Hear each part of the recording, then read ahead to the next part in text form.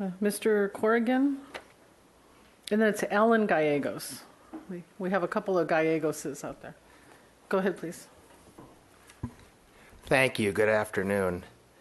My neighbor, Lisa Reed, spoke eloquently about our continuing concerns about the accessory dwelling units that are being built by our neighbor, Greg Petronic.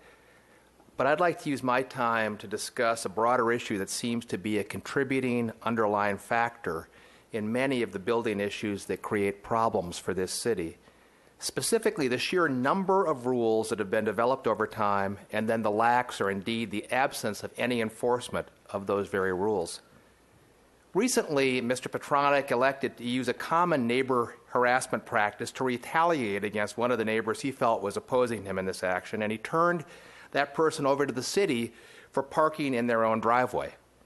An inspector was duly notified, and that person probably drove past at least 25 cars parked in their own driveways in order to reach Ariba Way.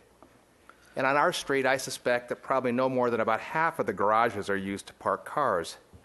Indeed, Mr. Petronic himself, who has two-car garages on his property, uses neither to park cars. Instead, his many tenants park in the driveway. Here's an example taken this morning. There are 4 here today, but sometimes there are as many as 5 or 6 wedged in that spot. My purpose, though, is not a public outing of Mr. Petronic. The point is that rules like this that are not enforced sit alongside very serious rules like the requirement that one be truthful on permit applications, a rule which Mr. Petronic and probably many others have violated for years with impunity.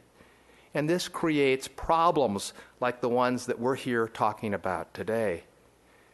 I ask you all to commit to a spring cleaning and perhaps review the many rules like the driveway parking rules. Are they really necessary? Perhaps they are. I'm not sure about that, but I would suggest you ask your building staff to each come up with 10 rules that they think are difficult to enforce and not really vital for safety or aesthetics. Once the closet's been cleaned out, then modify the enforcement structure so that offenders can no longer come to the logical conclusion that it makes more sense to cheat and to lie. The IRS relies on taxpayers to be truthful too, but as we all know, the consequences if we're caught cheating are serious. This is the only way that rules like this can be enforced.